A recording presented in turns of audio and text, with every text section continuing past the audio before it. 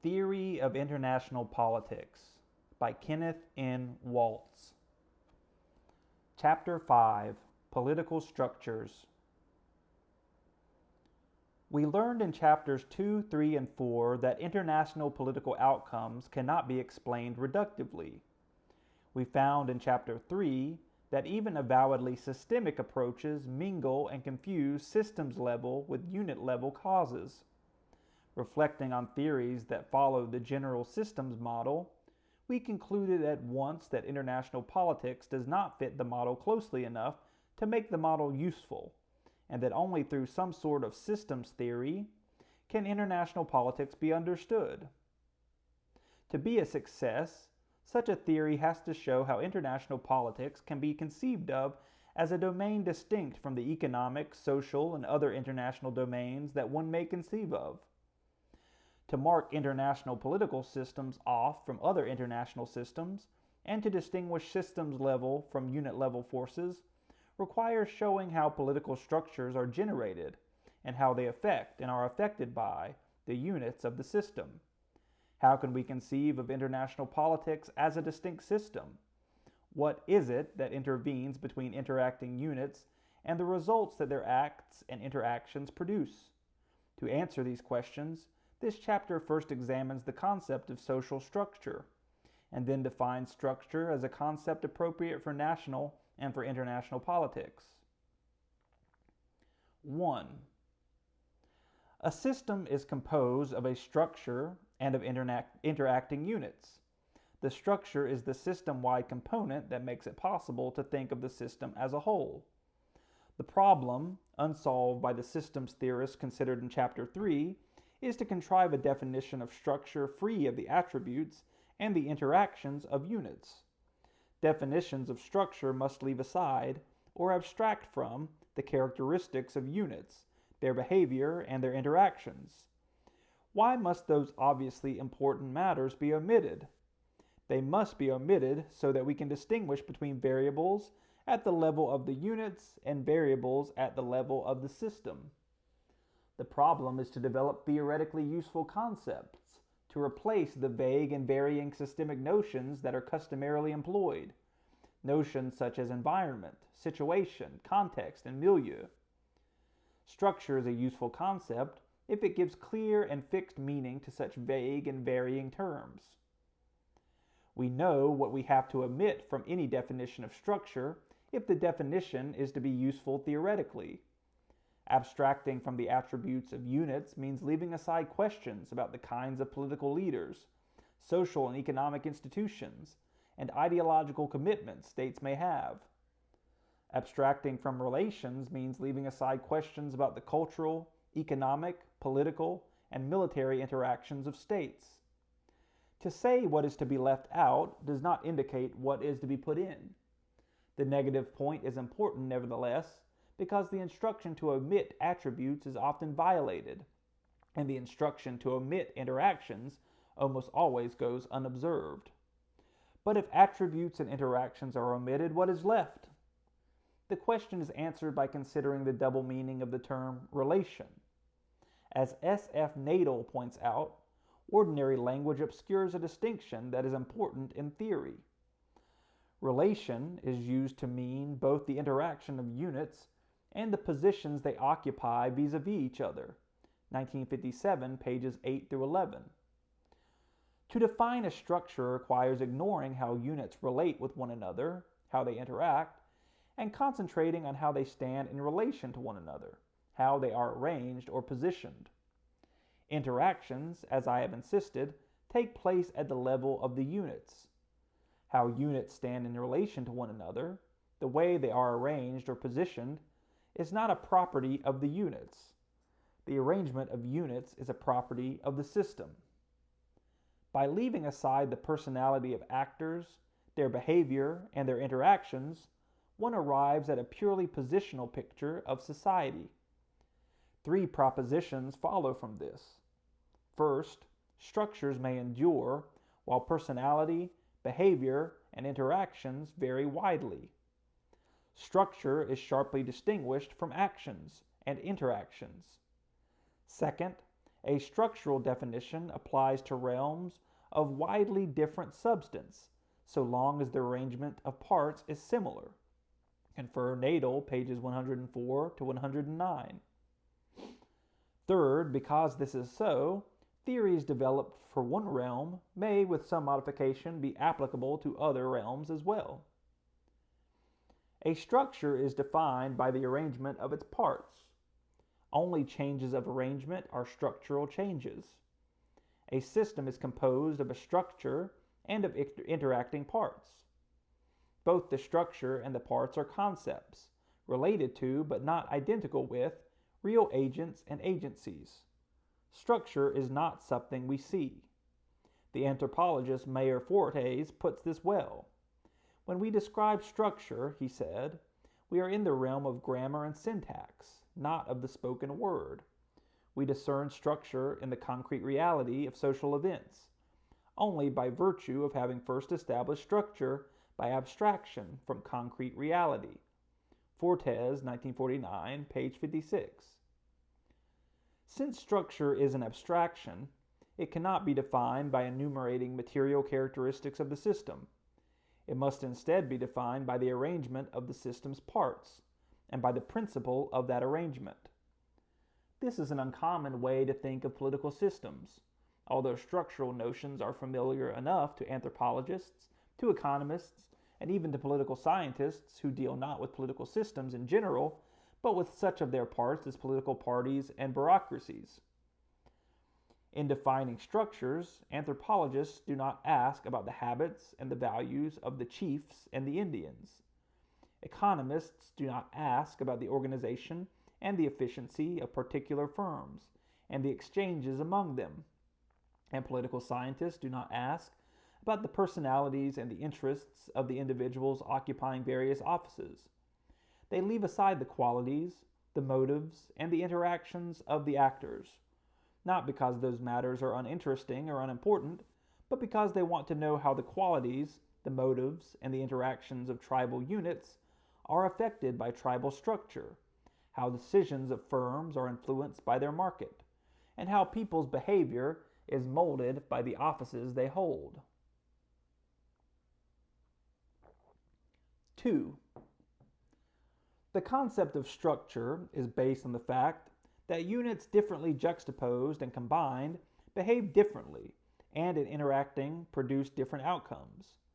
I first want to show how internal political structure can be defined. In a book on international political theory, domestic political structure has to be examined in order to draw a distinction between expectations about behavior and outcomes in the internal and external realms. Moreover, considering domestic political structure now will make the elusive international political structure easier to catch later on. Structure defines the arrangement or the ordering of the parts of a system. Structure is not a collection of political institutions, but rather the arrangement of them. How is the arrangement defined? The constitution of a state describes some parts of the arrangement, but political structures as they develop are not identical with formal constitutions.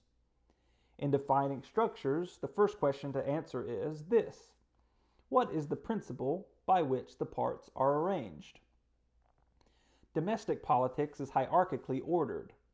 The units, institutions, and agencies stand vis-a-vis each other in relations of super and subordination. The ordering principle of a system gives the first and basic bit of information about how the parts of a realm are related to each other. In a polity, the hierarchy of offices is by no means completely articulated, nor are all ambiguities about relations of super and subordination removed. Nevertheless, political actors are formally differentiated according to the degrees of their authority, and their distinct functions are specified. By specified, I do not mean that the law of the land fully describes the duties that different agencies perform, but only that broad agreement prevails on the tasks that various parts of a government are to undertake, and on the extent of the power they legitimately wield. Thus, Congress supplies the military forces. The President commands them. Congress makes the laws. The executive branch enforces them. Agencies administer laws, judges interpret them. Such specification of roles and differentiation of functions is found in any state, the more fully so as the state is more highly developed. The specification of functions of formally differentiated parts gives the second bit of structural information. The second part of the definition adds some content to the structure, but only enough to say more fully how the units stand in relation to one another. The roles and the functions of the British Prime Minister and Parliament, for example, differ from those of the American President and Congress. When offices are juxtaposed and functions are combined in different ways, different behaviors and outcomes result, as I shall shortly show. This placement of units in relation to one another is not fully defined by a system's ordering principle and by the formal differentiation of its parts. The standing of the units also changes with changes in their relative capabilities. In the performance of their functions, agencies may gain capabilities or lose them. The relation of Prime Minister to Parliament and of President to Congress depends on and varies with their relative capabilities. The third part of the definition of structure acknowledges that even while specified functions remain unchanged, units come to stand in different relation to each other through changes in relative capability. A domestic political structure is thus defined first according to the principle by which it is ordered, second by specification of the functions of formally differentiated units, and third by the distribution of capabilities across those units. Structure is a highly abstract notion, but the definition of structure does not abstract from everything. To do so would be to leave everything aside and to include nothing at all. The three-part definition of structure includes only what is required to show how the units of the system are positioned or arranged. Everything else is omitted. Concern for tradition and culture, analysis of the character and personality of political actors, consideration of the conflictive and accommodative processes of politics, description of the making and execution of policy, all such matters are left aside. Their omission does not imply their unimportance. They are omitted because we want to figure out the expected effects of structure on processes and of processes on structure. That can be done only if structure and process are distinctly defined.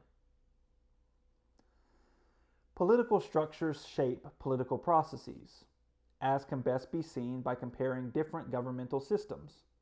In Britain and America, legislative and executive offices are differently juxtaposed and combined. In England, they are fused. In America, they are separated and in many ways placed in opposition to each other. Differences in the distribution of power and authority among formal and informal agencies affect the chief executive's power and help to account for persistent differences in their performance. I have shown elsewhere how structural differences explain contrasts in the patterns of British and American political behavior. Repeating a few points in summary form will make preceding definitional statements politically concrete. I shall take just political leadership as an example, and concentrate more on Britain than on America, so as to be able to go into some small amount of detail. 1967A. I draw mainly on chapters 3 and 11. Prime ministers have been described, at least since the late 19th century, as gaining ever more power to the point where one should no longer refer to parliamentary or even to cabinet government. The prime minister alone now carries the day, or so one is told. One must then wonder why these increasingly strong prime ministers react so slowly to events, do the same ineffective things over and over again, and in general govern so weakly. The answers are not found in the different personalities of prime ministers, for the patterns I refer to embrace all of them, and extend backward to the 1860s, that is, to the time when the discipline of parties began to emerge as a strong feature of British governance. The formal powers of prime ministers appear to be ample, and yet their behavior is more closely constrained than that of American presidents. The constraints are found in the structure of British government, especially in the relation of leader to party. 2 points are of major importance: the way leaders are recruited and the effect of their having to manage their party so carefully. In both countries, directly or indirectly, the effective choice of a chief executive lies between the leaders of two major parties. How do they become the two from whom the choice is made? An MP becomes leader of his party or prime minister by long service in Parliament, by proving his ability in successive steps up the ministerial ladder, and by displaying the qualities that the House of Commons deems important. The members of the two major parliamentary parties determine who will rise to the highest office. They select the person who will lead their party when it is out of power and become prime minister when it is triumphant. The MP who would be prime minister must satisfy his first constituents, the members of his party who sit in the Commons, that he would be competent and, according to the lights of the party, safe and reliable in office. They will look for someone who has shown over the years that he will displease few of his fellow MPs. Given no limits on length of service as Prime Minister, MPs will, moreover, be reluctant to support a younger person, whose successful candidacy might block the road to the highest office for decades. Like most countries of settled political institutions, the British apprentice their rulers. The system by which Britain apprentices her rulers is more likely than America's quite different system to produce not only older chief executives, but also ones who are safer and surer. Since the Second Reform Act in 1867, Britain has had 20 prime ministers. Their average age in office is 62 years. Their average service in Parliament prior to becoming prime minister is 28 years, during which time they served their apprenticeships in various high cabinet posts. In England, the one way of attaining the highest office is to climb the ministerial ladder. Footnote: the exception, which does not disprove the rule, is Ramsay MacDonald, who, absent from the wartime coalition and with his party not previously in power, had never served in a ministerial position. Since the Civil War, America has had 22 presidents. Their average age in office is 56 years. Footnote: all calculations as of July 1978. Since Congress is not a direct route to executive preferment, it is pointless to compare congressional with parliamentary service. It is, however, safe and significant to say that the presidency draws on a wider field of experience, occasionally, as with Grant and Eisenhower, on a field not political at all. The British mode of recruitment creates a condition that serves as a gross restraint on executive power. The Prime Minister, insofar as he has great powers, is likely to be of an age and experience, a worldly wisdom if you like, that makes his exercising them with force and vigor improbable. If it is true that England muddles through, here is part of the explanation, a bigger part than the oft-cited national character to which ideological commitment and programmatic politics are supposedly alien. The limitations that come to bear on prime ministers in the very process by which they are selected are as important as they are subtle, elusive, and generally overlooked. These qualities also characterize the limitations that derive from the prime minister's relation to his party and to Parliament, where his strength is often thought to be greatest.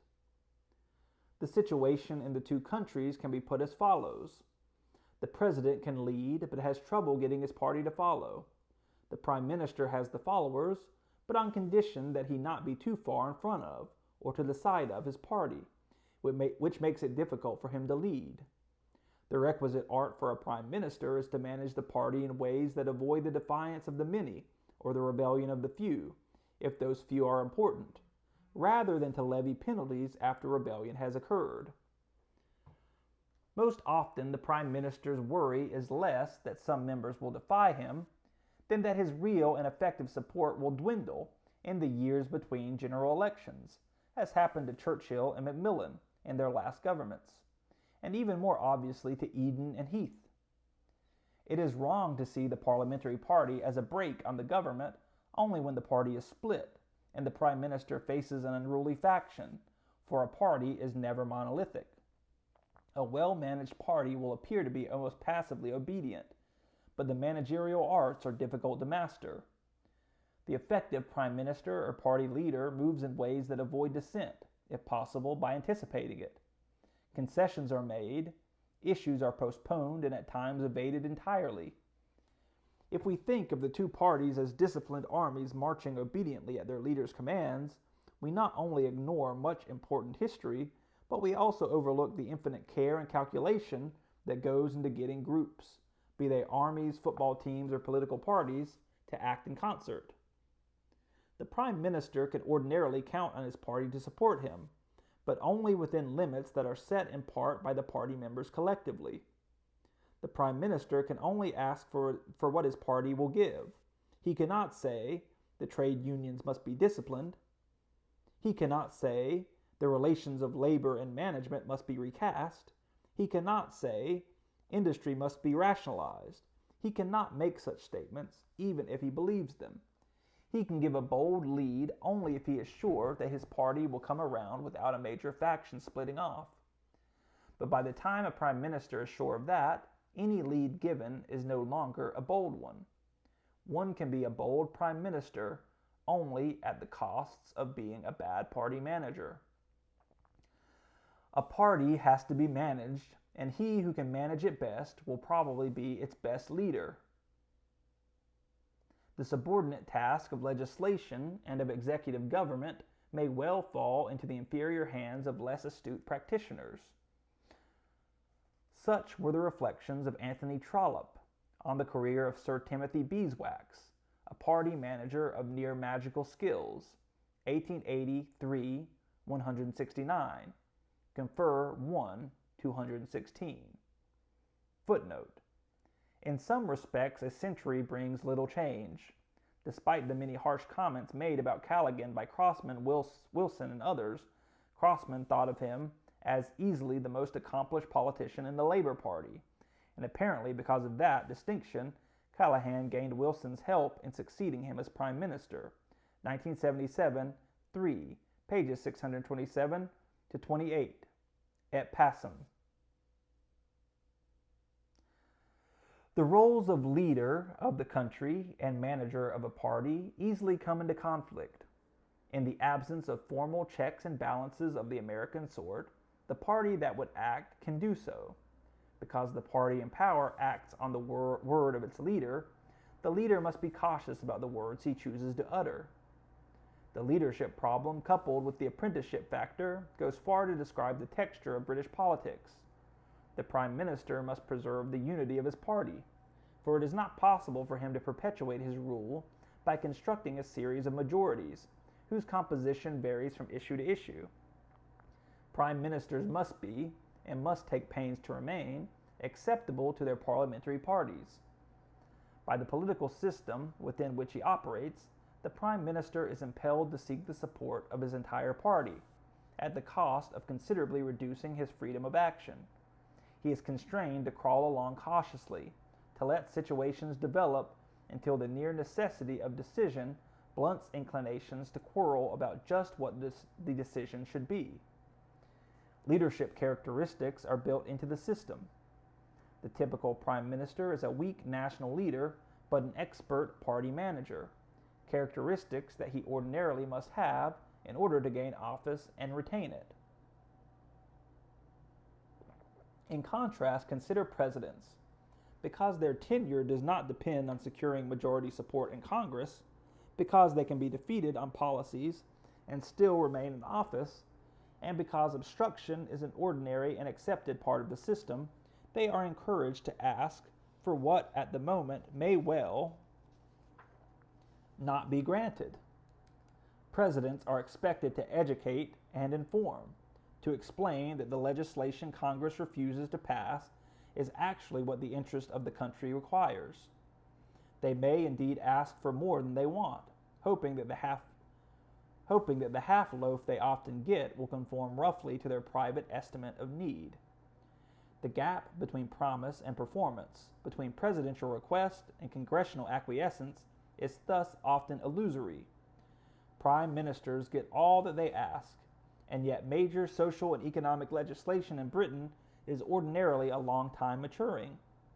Presidents ask for much that they do not get, and yet the pace of reform is not slower. The flexibility and response of American government are not less than those of Great Britain. Appearances are often deceptive. Prime ministers are thought to be strong leaders because they are in public so ineffectively opposed.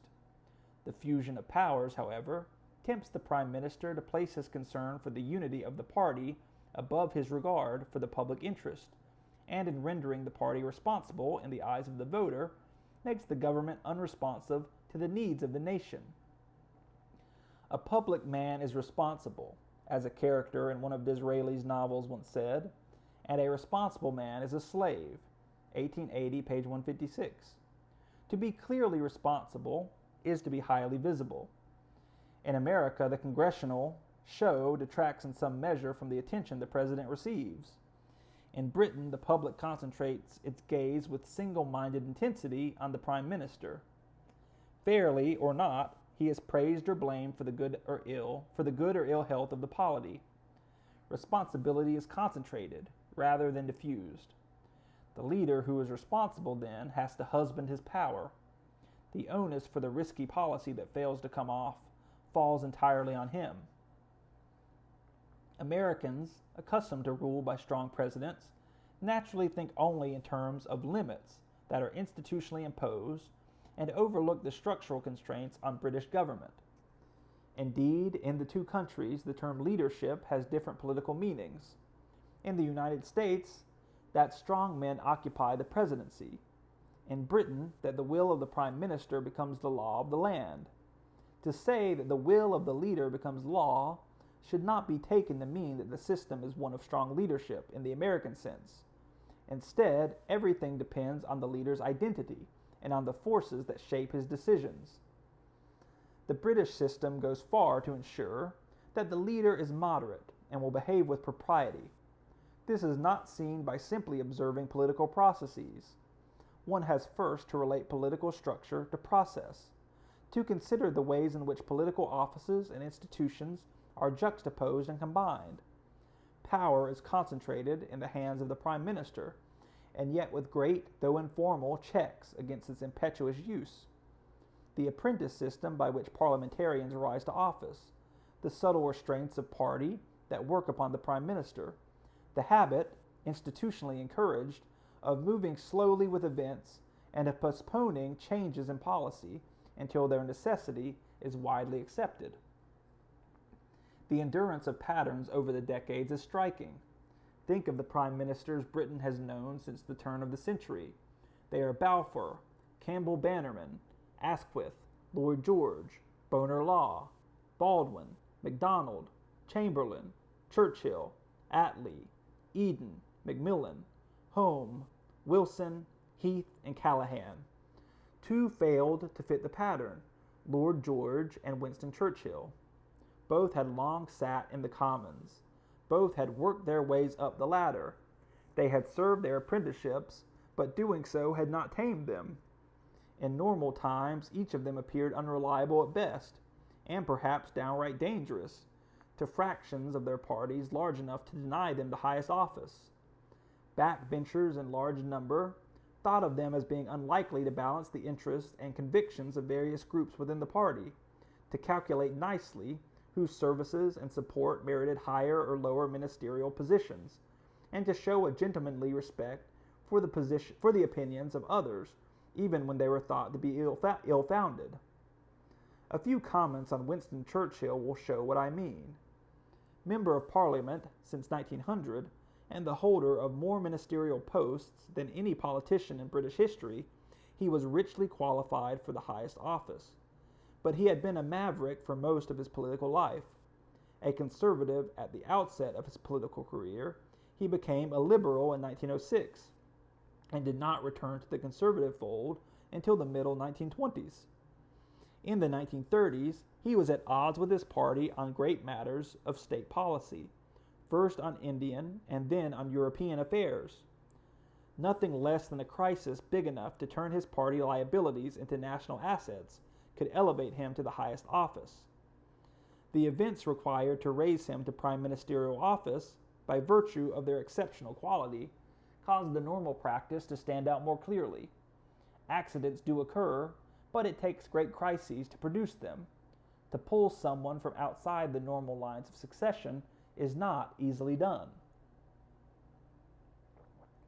Political structure produces a similarity in process and performance so long as a structure endures. Similarity is not uniformity. Structure operates as a cause, but it is not the only cause in play. How can one know whether observed effects are caused by the structure of national politics rather than by a changing cast of political characters, by variations of non-political circumstances, and by a host of other factors?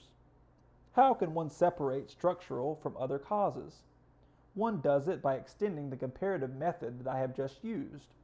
Look, for example, at British political behavior where structure differs. Contrast the behavior of the labor movement with that of the Parliamentary Labour Party. In the labor movement, where power is checked and balanced, the practice of politics, especially when the party is out of power, is strikingly similar to the political conduct that prevails in America. In the face of conflict and open dissension, the leaders of the party are stimulated actually to lead, to explore the ground, and try to work out compromise, to set a line of policy, to exhort and persuade, to threaten and cajole, to inform and educate, all with the hope that the parts of the party, the National Executive Committee, the trade unions, and the constituency parties, as well as the members of Parliament, can be brought to follow the leader. Within a country, one can identify the effects of structure by noticing differences of behavior in differently structured parts of the polity. From one country to another, one can identify the effects of structure by noticing similarities of behavior in polities of similar structure. Thus, Chihiro Hosoya's description of the behavior of prime ministers in post-war Japan's parliamentary system exactly fits British prime ministers, 1974, pages 366 to 369. Despite cultural and other differences, similar structures produce similar effects. 3. I define domestic political structures first by the principle according to which they are organized or ordered, second by the differentiation of units and the specification of their functions, and third by the distribution of capabilities across units.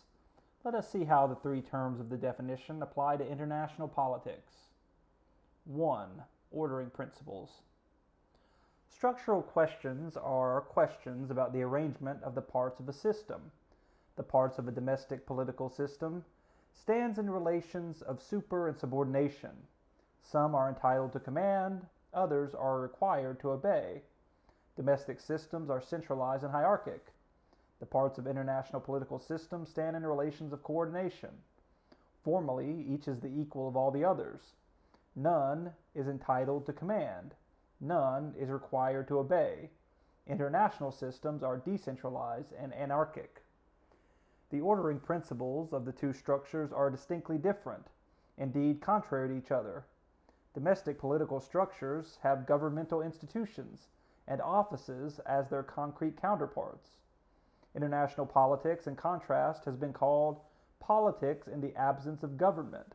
Fox, 1959, page 35. International organizations do exist, and in ever-growing numbers. Supranational agents able to act effectively, however, either themselves acquire some of the attributes and capabilities of states, as did the medieval papacy in the era of Innocent III, or they soon reveal their inability to act in important ways except with the support, or at least the acquiescence, of the principal states concerned with the matters at hand. Whatever elements of authority emerge internationally are barely once removed from the capability that provides the foundation for the appearance of those elements. Authority quickly reduces to a particular expression of capability. In the absence of agents with system-wide authority, formal relations of super and subordination fail to develop. The first term of a structural definition states the principle by which the system is ordered. Structure is an organizational concept. The prominent characteristic of international politics, however, seems to be the lack of order and of organization. How can one think of international politics as being any kind of an order at all? The anarchy of politics internationally is often referred to. If structure is an organizational concept, the terms structure and anarchy seem to be in contradiction. If international politics is politics in the absence of government, what are we in the presence of? In looking for international structure, one is brought face to face with the invisible, an uncomfortable position to be in. The problem is this: how to conceive of an order without an orderer, and of organizational effects where formal organization is lacking. Because these are difficult questions, I shall answer them through analogy with microeconomic theory. Reasoning by analogy is helpful where one can move from a domain for which theory is well developed to one where it is not. Reasoning by analogy is permissible where different domains are structurally similar. Classical economic theory, developed by Adam Smith and his followers, is microtheory. Political scientists tend to think that microtheory is theory about small-scale matters, a usage that ill accords with its established meaning. The term micro in economic theory indicates the way in which the theory is constructed, rather than the scope of the matters it pertains to. Microeconomic theory describes how an order is spontaneously formed from the self-interested acts and interactions of individual units, in this case persons and firms. The theory then turns upon the two central concepts of the economic units and of the market. Economic units and economic markets are concepts, not descriptive realities or concrete entities. This must be emphasized, since from the early 18th century to the present, from the sociologist Auguste Comte to the psychologist George Katana, economic theory has been faulted because its assumptions fail to correspond with realities.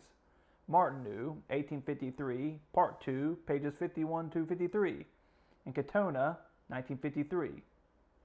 Unrealistically, economic theorists conceive of an economy operating in isolation from its society and polity.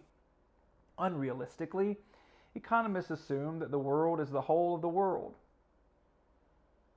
that the economic world is the whole of the world. Unrealistically, economists think of the acting unit, the famous economic man, as a single-minded profit maximizer. They single out one aspect of man and leave aside the wondrous variety of human life. As any moderately sensible economist knows, economic man does not exist. Anyone who asks businessmen how they make their decisions will find that the assumption that men are economic maximizers grossly distorts their characters. The assumption that men behave as economic men, which is known to be false as a descriptive statement, turns out to be useful in the construction of theory. Markets are the second major concept invented by microeconomic theorists. Two general questions must be asked about markets. How are they formed? How do they work? The answer to the first question is this: the market of a decentralized economy is individualist in origin, spontaneously generated, and unintended. The market arises out of the activities of separate units, persons and firms, whose aims and efforts are directed not toward creating an order, but rather toward fulfilling their own internally defined interests by whatever means they can muster. The individual unit acts for itself. From the coaction of like units emerges a structure that affects and constrains all of them.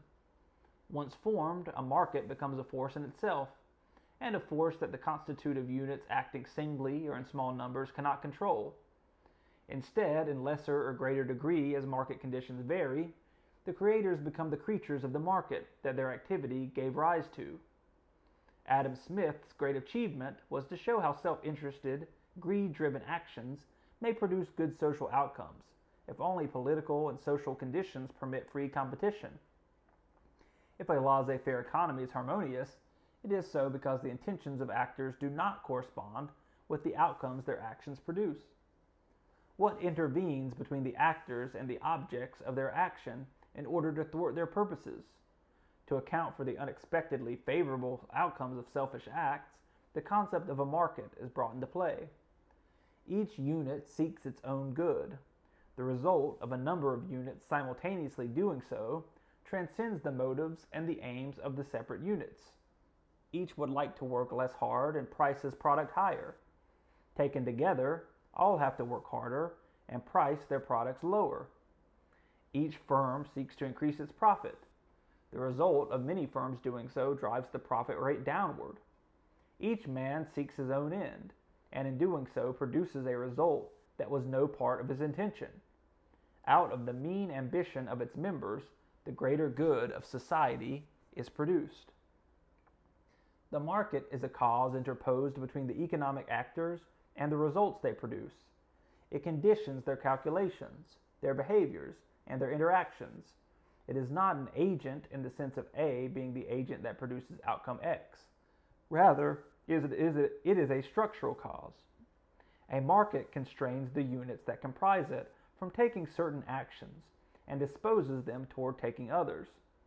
The market, created by self-directed, interacting economic units, selects behaviors according to their consequences. Confer Chapter 4, Part 3. The market rewards some with high profits and assigns others to bankruptcy. Since a market is not an institution or an agent in any concrete or palpable sense, such statements become impressive only if they can be reliably inferred from a theory as part of a set of more elaborate expectations. They can be. Microeconomic theory explains how an economy operates and why certain effects are to be expected. It generates numerous if-then statements that can more or less easily be checked. Consider, for example, the following simple but important propositions. If the money demand for a commodity rises, then so will its price. If price rises, then so will profits.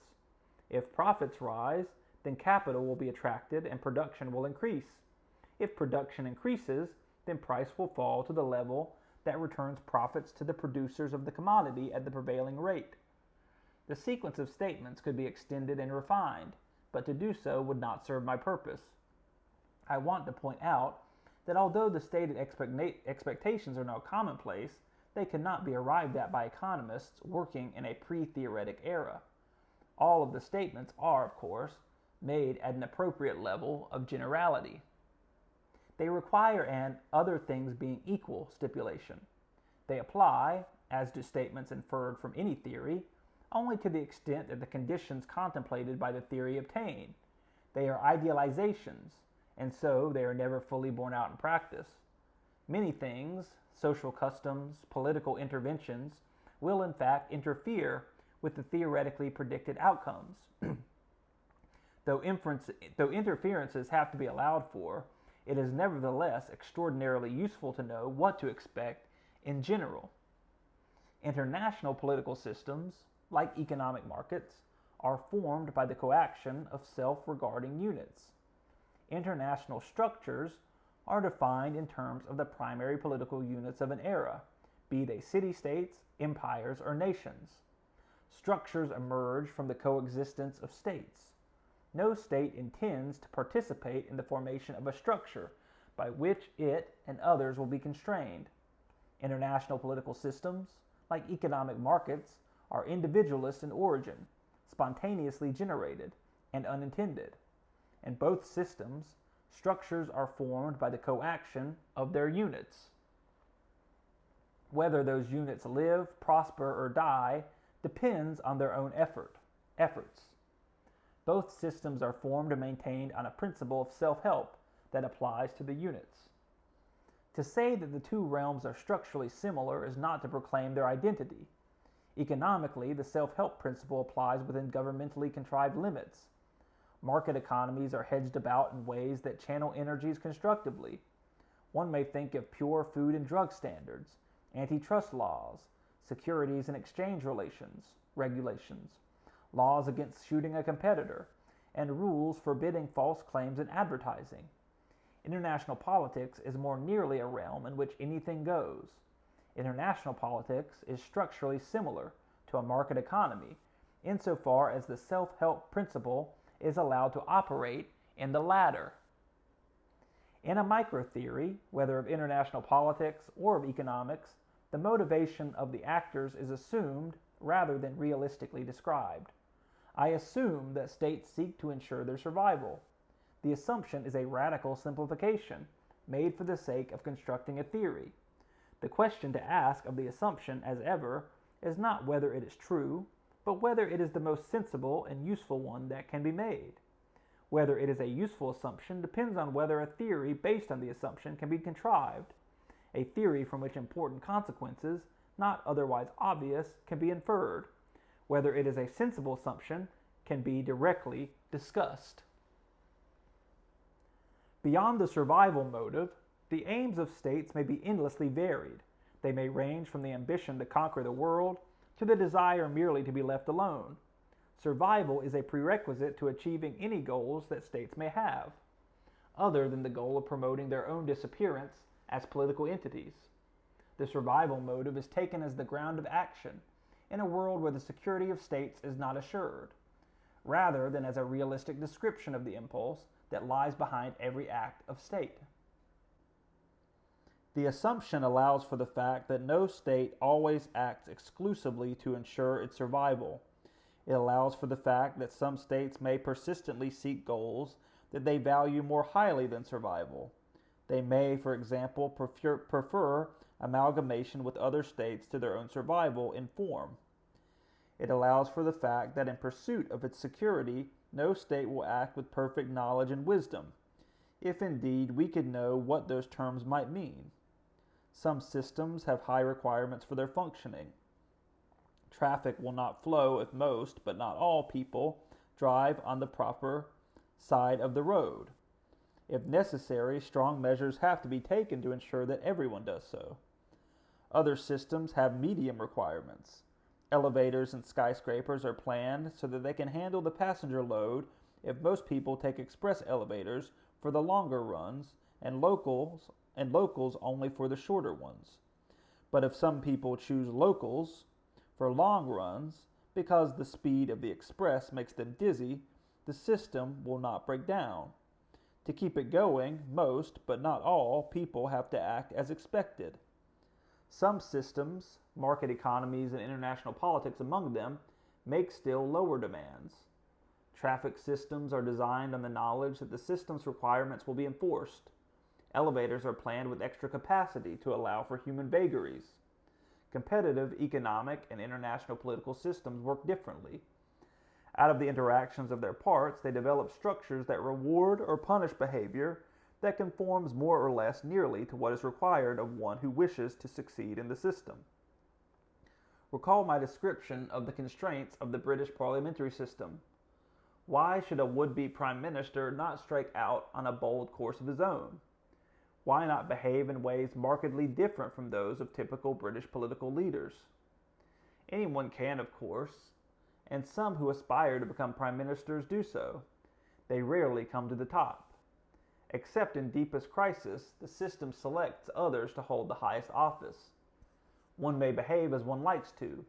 Patterns of behavior nevertheless emerge, and they derive from the structural constraints of the system.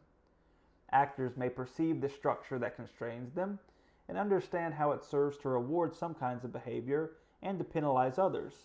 But then again, they either may not see it, or seeing it, may for any of many reasons fail to conform their actions to the patterns that are most often rewarded and least often punished.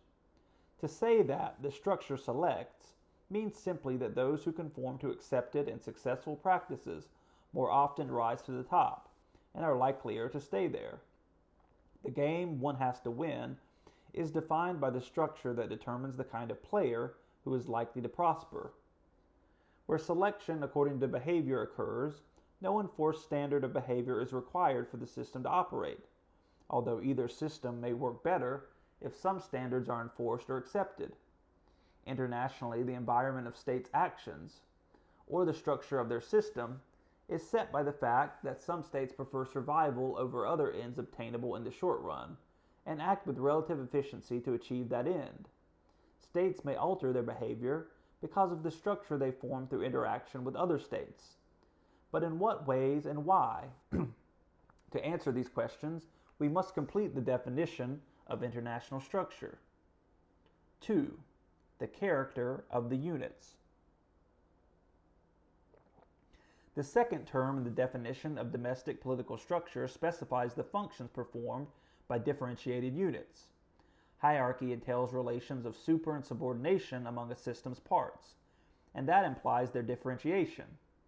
In defining domestic political structure, the second term, like the first and third, is needed because each term points to a possible source of structural variation.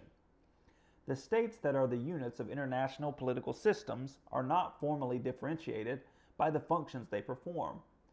Anarchy entails relations of coordination among a system's units, and that implies their sameness. The second term is not needed in defining international political structure, because so long as anarchy endures, states remain like units. International structures vary only through a change of organizing principle, or, failing that, through variations in the capabilities of units. Nevertheless, I shall discuss these like units here, because it is by their interactions that international political structures are generated. Two questions arise. Why should states be taken as the units of the system? Given a wide variety of states, how can one call them like units? Questioning the choice of states as the primary units of international political systems became popular in the 1960s and 70s, as it was at the turn of the century. Once one understands what is logically involved, the issue is easily resolved. Those who question the state-centric view do so for two main reasons. First, states are not the only actors of importance on the international scene. Second, states are declining in importance, and other actors are gaining, or so it is said. Neither reason is cogent, as the following discussion shows. States are not, and never have been, the only international actors. But then structures are defined not by all of the actors that flourish within them, but by the major ones.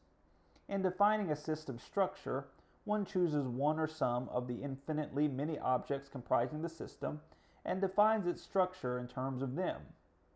For international political systems, as for any system, one must first decide which units to take as being the parts of the system. Here the economic analogy will help again. The structure of a market is defined by the number of firms competing.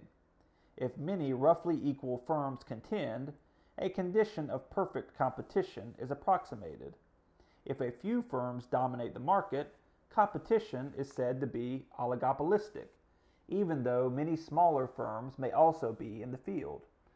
But we are told that definitions of this sort cannot be applied to international politics because of the interpenetration of states, because of their inability to control the environment of their action, and because rising multinational corporations and other non-state actors are difficult to regulate and may rival some states in influence.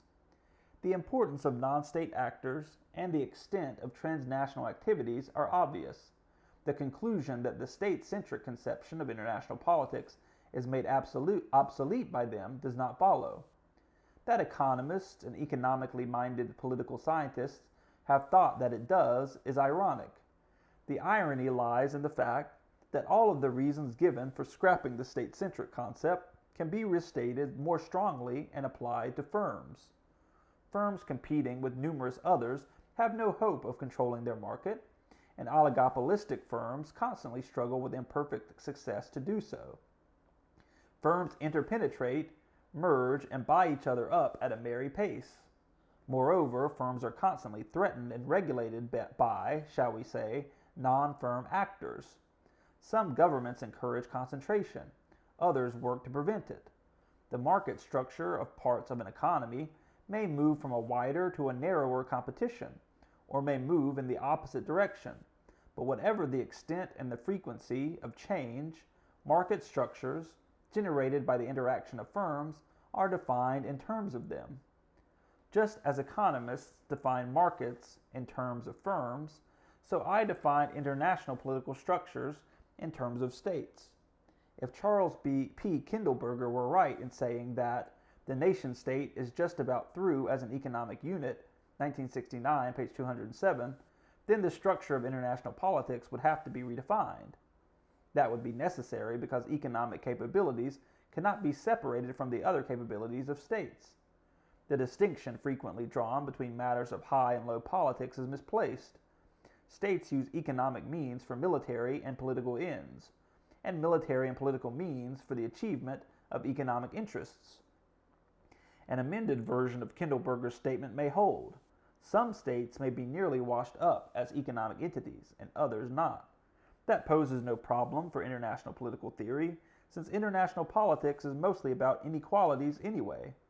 So long as the major states are the major actors, the structure of international politics is defined in terms of them. That theoretical statement is of course borne out in practice. States set the scene in which they, along with non-state actors, stage their dramas or carry on their humdrum affairs. Though they may choose to interfere little in the affairs of non-state actors for long periods of time, states nevertheless set the terms of the intercourse, whether by passively permitting informal rules to develop, or by actively intervening to change rules that no longer suit them. When the crunch comes, states remake the rules by which other actors operate.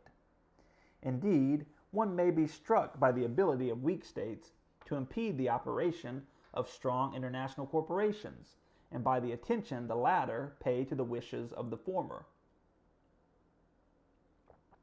It is important to consider the nature of transnational movements, the extent of their penetration, and the conditions that make it harder or easier for states to control them.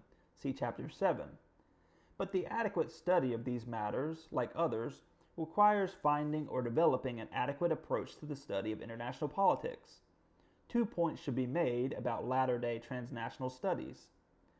First, students of transnational phenomena have developed no distinct theory of their subject matter or of international politics in general. They have drawn on existing theories, whether economic or political. Second, that they have developed no distinct theory is quite proper, for a theory that denies the central role of states will be needed only if non-state actors develop to the point of rivaling or surpassing the great powers, not just a few of the minor ones. They show no sign of doing that. The study of transnational movements deals with important factual questions, which theories can help one to cope with. But the help will not be gained if it is thought that non-state actors call the state-centric view of the world into question. To say that major states maintain their central importance is not to say that other actors of some importance do not exist. The state-centric phrase suggests something about the system's structure. Transnational movements are among the processes that go on within it. That the state-centric view is so often questioned merely reflects the difficulty political scientists have in keeping the distinction between structures and processes clearly and constantly in mind. States are the units whose interactions form the structure of international political systems. They will long remain so. The death rate among states is remarkably low. Few states die. Many firms do. Who is likely to be around 100 years from now? The United States, the Soviet Union, France, Egypt, Thailand, and Uganda? Or Ford, IBM, Shell, Unilever, and Massey Ferguson? I would bet on the states, perhaps even on Uganda. But what does it mean to refer to the 150-odd states of today's world, which certainly form a motley collection, as being like units? Many students of international politics are bothered by the description. To call states like units is to say that each state is like all other states in being an autonomous political unit. It is another way of saying that states are sovereign. But sovereignty is also a bothersome concept. Many believe, as the anthropologist M.G. Smith has said, that in a system of sovereign states, no state is sovereign. Footnote. Smith should know better. Translated into terms that he has himself so effectively used, to say that states are sovereign is to say that they are segments of a plural society.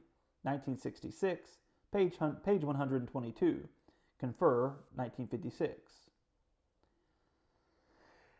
In a system of sovereign states, no state is sovereign. The error lies in identifying the sovereignty of states with their ability to do as they wish.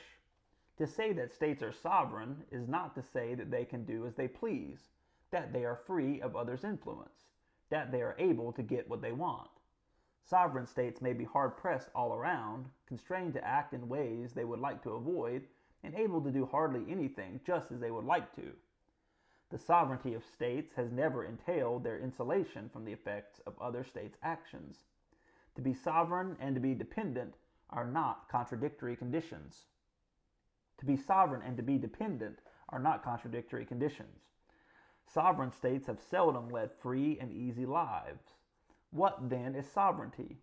To say that a state is sovereign means that it decides for itself how it will cope with its internal and external problems, including whether or not to seek assistance from others, and in doing so to limit its freedom by making commitments to them. States develop their own strategies, chart their own courses, make their own decisions about how to meet whatever needs they experience and whatever desires they develop. It is no more contradictory to say that sovereign states are always constrained, and often tightly so, than it is to say that free individuals often make decisions under the heavy pressure of events. Each state, like every other state, is a sovereign political entity. And yet the differences across states, from Costa Rica to the Soviet Union, from Gambia to the United States, are immense. States are alike, and they are also different. So are corporations, apples, universities, and people. Whenever we put two or more objects in the same category, we are saying that they are alike not in all respects, but in some. No two objects in this world are identical, yet they can often be usefully compared and combined. You can't add apples and oranges is an old saying that seems to be especially popular among salesmen who do not want you to compare their wares with others.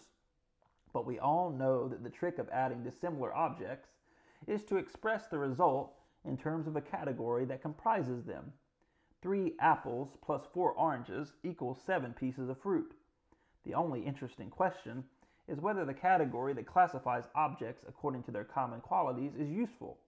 One can add up a large number of widely varied objects and say that one has 8 million things, but seldom need one do that. States vary widely in size, wealth, power, and form. And yet variations in these and in other respects are variations among like units. In what way are they like units? How can they be placed in a single category? States are alike in the tasks that they face, though not in their abilities to perform them. The differences are of capability, not of function. States perform or try to perform tasks, most of which are common to all of them. The ends they aspire to are similar. Each state duplicates the activities of other states at least to a considerable extent. Each state has its agencies for making, executing, and interpreting laws and regulations, for raising revenues and for defending itself. Each state supplies out of its own resources and by its own means most of the food, clothing, housing, transportation, and amenities consumed and used by its citizens. All states, except the smallest ones, do much more of their business at home than abroad. One has to be impressed with the functional similarity of states, and, now more than ever before, with the similar lines their development follows. From the rich to the poor states, from the old to the new ones, nearly all of them take a larger hand in matters of economic regulation, of education, health, and housing, of culture and the arts, and so on almost endlessly. The increase of the activities of states is a strong and strikingly uniform international trend. The functions of states are similar, and distinctions among them arise principally from their varied capabilities. National politics consist of differentiated units performing specified functions. International politics consists of like units duplicating one another's activities. 3. The distribution of capabilities. The parts of a hierarchic system are related to one another in ways that are determined both by their functional differentiation and by the extent of their capabilities. The units of an anarchic system are functionally undifferentiated. The units of such an order are then distinguished primarily by their greater or lesser capabilities for performing similar tasks. This states, formally, what students of international politics have long noticed. The great powers of an era have always been marked off from others by practitioners and theorists alike. Students of national governments make such distinctions as that between parliamentary and presidential systems, Governmental systems differ in form. Students of international politics make distinctions between international political systems only according to the number of their great powers. The structure of a system changes with changes in the distribution of capabilities across the system's units. And changes in structure change expectations about how the units of the system will behave and about the outcomes their interactions will produce. Domestically, the differentiated parts of a system may perform similar tasks. We know from observing the American government that executives sometimes legislate and legislators sometimes execute. Internationally, like units sometimes perform different tasks. Why they do so, and how the likelihood of their doing so varies with their capabilities, are matters treated at length in the last 3 chapters. Meanwhile, 2 problems should be considered. The first problem is this. Capability tells us something about units. Defining structure partly in terms of the distribution of capabilities seems to violate my instruction to keep unit attributes out of structural definitions.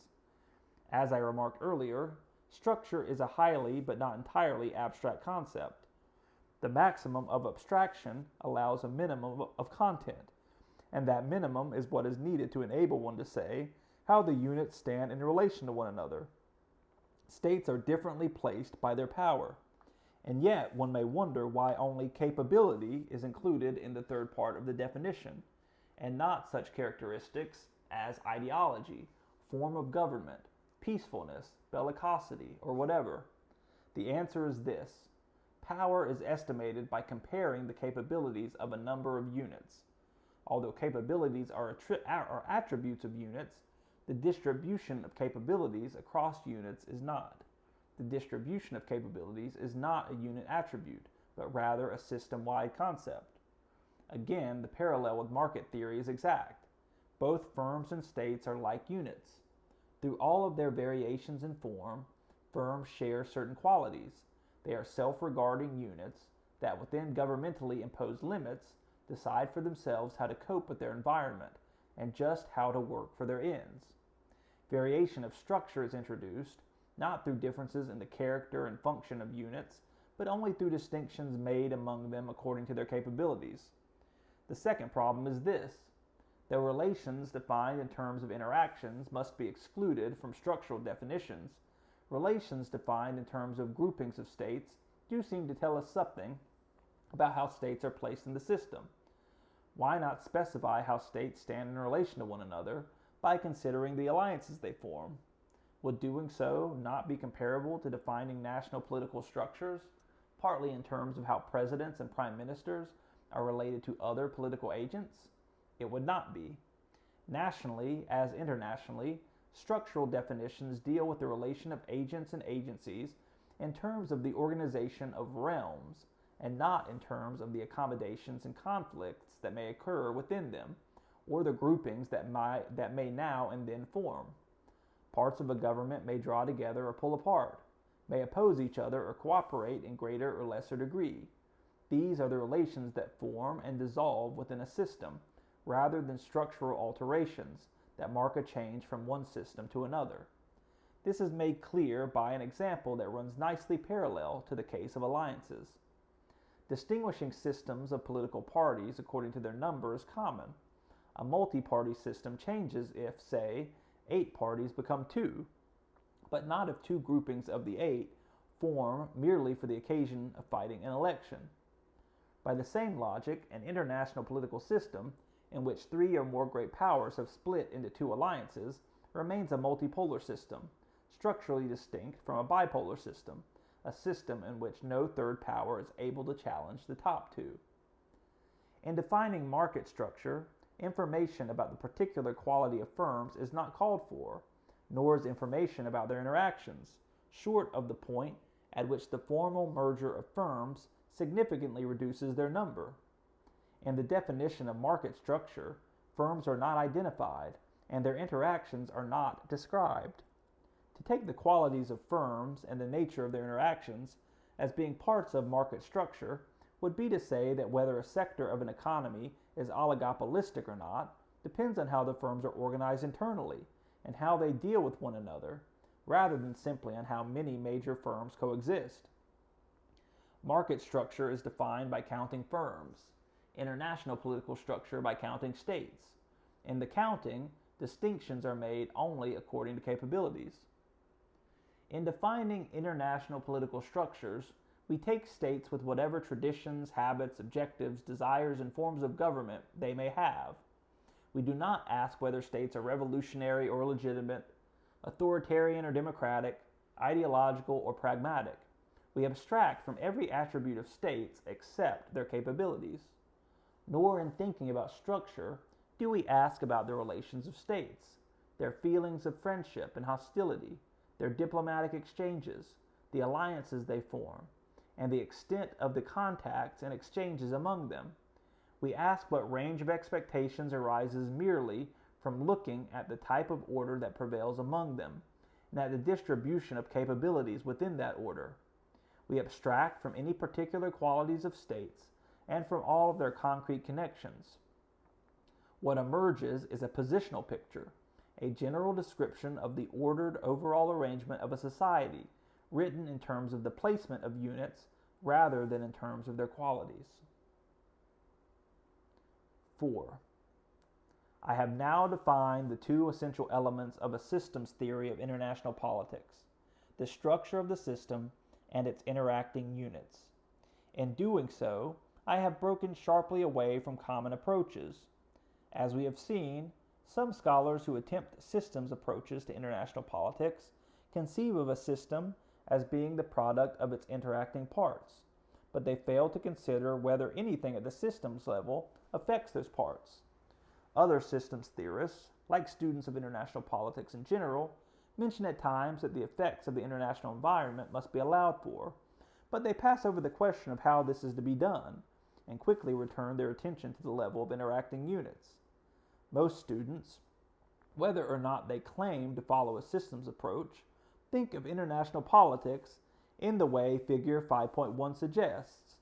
N1, N2, and N3 are states internally generating their external effects. X1, 2, and 3 are states acting externally and interacting with each other. No systemic force or factor shows up in the picture. Because systemic effects are evident, international politics should be seen as in Figure 5.2. The circle represents the structure of an international political system. As the arrows indicate, it affects both the interactions of states and their attributes. Footnote: no essentials are omitted from Figure 5.2, but some complications are. A full picture would include, for example, coalitions possibly forming on the right-hand side. Although structure as an organizational concept has proved elusive, its meaning can be explained simply. While states retain their autonomy, each stands in specifiable relation to the others. They form some sort of an order.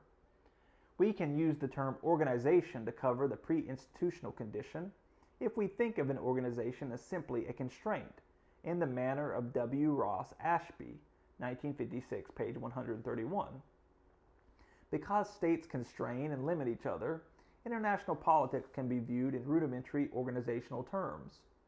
Structure is the concept that makes it possible to say what the expected organizational effects are, and how structures and units interact and affect each other. Thinking of structure as I have defined it solves the problem of separating changes at the level of the units from changes at the level of the system. If one is concerned with the different expected effects of different systems, one must be able to distinguish changes of systems from changes within them, something that would-be systems theorists have found exceedingly difficult to do. A three-part definition of structure enables one to discriminate between those types of changes. Structures are defined first according to the principle by which a system is ordered. Systems are transformed if one ordering principle replaces another. To move from an anarchic to a hierarchic realm is to move from one system to another. Structures are defined second by the specification of functions of differentiated units. Hierarchic systems change if functions are differently defined and allotted. For anarchic systems, that criterion of systems change derived from the second part of the definition drops out, since the system is composed of like units. Structures are defined, third, by the distribution of capabilities across units. Changes in this distribution are changes of system, whether the system be an anarchic or a hierarchic one.